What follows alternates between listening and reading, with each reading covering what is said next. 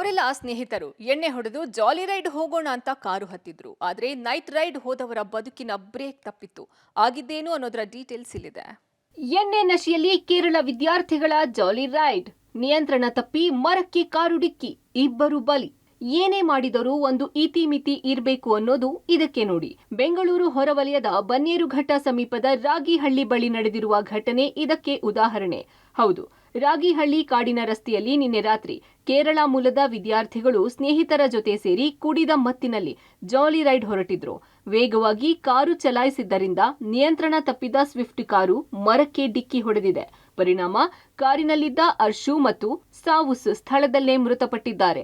ಕಾರಿನ ಹಿಂಭಾಗದಲ್ಲಿ ಕುಳಿತಿದ್ದ ದೇವನಾರಾಯಣ ಹಾಗೂ ಸಾಹಿಲ್ ಗಂಭೀರವಾಗಿ ಗಾಯಗೊಂಡು ಆಸ್ಪತ್ರೆಯಲ್ಲಿ ಚಿಕಿತ್ಸೆ ಪಡೆಯುತ್ತಿದ್ದಾರೆ.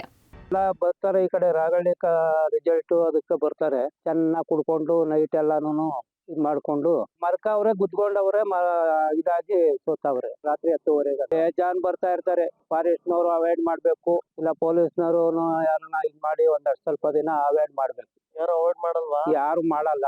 ವಿಪರೀತ ಬರ್ತಾರೆ ರಾತ್ರಿ ಎಲ್ಲಾನು ಬೆಂಗಳೂರು ಕಡೆಯಿಂದ. ಯಾರು ಅಡ್ಡ ಹಾಕಲ್ಲ. ಯಾರು ಅಡ್ಡ ಹಾಕ್ತಾರೆ? ಹೇಳೋರಿಲ್ಲ, ಕೇಳೋರಿಲ್ಲ. ಇನ್ನು ಅಪಘಾತದ ತೀವ್ರತೆ ಎಷ್ಟಿತ್ತು ಅಂದ್ರೆ ಸ್ವಿಫ್ಟ್ ಕಾರು ಸಂಪೂರ್ಣವಾಗಿ ಜಖಂ ಆಗಿದೆ. ಕಾರಿನ ಒಳಗೆ ಇದ್ದವರು ಕಾರಿನಿಂದ ಹೊರಗೆ ಬಿದ್ದಿದ್ದಾರೆ, ನರಳಾಡಿದ್ದಾರೆ. ಸ್ಥಳೀಯರು ಗಮನಿಸಿ ಪೊಲೀಸರಿಗೆ ಸುದ್ದಿ ಮುಟ್ಟಿಸಿದ್ದಾರೆ.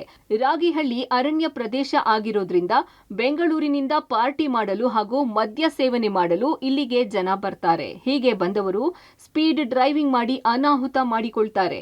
ನಿನ್ನೆ ಹೀಗೆ ಕೇರಳದ ವಿದ್ಯಾರ್ಥಿಗಳು ಮೋಜು ಮಸ್ತಿ ಮಾಡಲು ಬಂದು ಅಪಘಾತಕ್ಕೀಡಾಗಿ ಸಾವನ್ನಪ್ಪಿದ್ದಾರೆ. ಇಲ್ಲಿ ಸುಮಾರು ದಿನಗಳಿಂದ ಕಾಲೇಜ್ ಸ್ಟೂಡೆಂಟ್ಸ್ಗಳು, ಔಟ್ ಆಫ್ಸ್ಗಳು ಈ ಕಾಡನ್ನ ನೋಡಕ್ ಅಂತ ಬರ್ತಾರೆ. ಕಾಡ್ ನೋಡ್ಬಿಟ್ಟು ಸುಮ್ಮನೆ ಹೋಗಲ್ಲ ಅವರು. ಚೆನ್ನಾಗಿ ಕುಡಿದು ಇಲ್ಲಿ ರೆಸಾರ್ಟ್ಗಳನ್ನ ನೋಡಕ್ ಬರ್ತಾರೆ. ಕಾಲೇಜ್ ಅವರು ಇವರೆಲ್ಲ ಗಾಂಜಾ ಹೊಡಿಯಕ್ ಬರ್ತಾ ಇದಾರೆ. ದಯವಿಟ್ಟು ಅವ್ರನ್ನ ಯಾರ್ಯಾರು ಬರ್ತಾ ಇದಾರೆ ಅವನ್ನೆಲ್ಲ ಗಮನಿಸಿ ಸ್ವಲ್ಪ ಪೊಲೀಸ್ ಸ್ಟೇಷನ್ ಅವರು ಈ ಕಡೆ ಗಮನ ಹರಿಸಬೇಕು. ರಾತ್ರಿ ಹೀಗೆ ಹುಡುಗರು 4 ಜನ ಹುಡುಗರು ಬಂದವ್ರೆ. ಕುಡಿದ್ಬಿಟ್ಟು ಚೆನ್ನಾಗಿ ಕುಡಿದ್ಬಿಟ್ಟು ರಾಶಿಯಾಗಿ ಡ್ರೈವಿಂಗ್ ಮಾಡ್ಬಿಟ್ಟು ಮರಕ್ಕೆ ಹೊಡೆದ್ಬಿಟ್ಟು ಸತ್ತೋಗಿದ್ದಾರೆ ಇಬ್ರು. ಮತ್ತೆ ಇಬ್ಬರನ್ನ ತುಂಬಾ ಸೀರಿಯಸ್ ಆಗಿ ಆಸ್ಪತ್ರೆ ಸೇರಿಸಿದ್ದಾರೆ. ದಯವಿಟ್ಟು ಈ ಫಾರೆಸ್ಟ್ ಅವರು ಇದಕ್ಕೆ ತಕ್ಕಂತೆ ಗಮನ ತಗೊಂಡು ಟೈಮಿಂಗ್ಸ್ ಮಾಡಬೇಕು.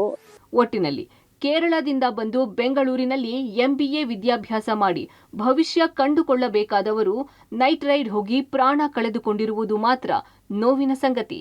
ಅಂಬರೀಶ್ ಮಂಜು, ಪಬ್ಲಿಕ್ ಟಿವಿ, ಆನೇಕಲ್.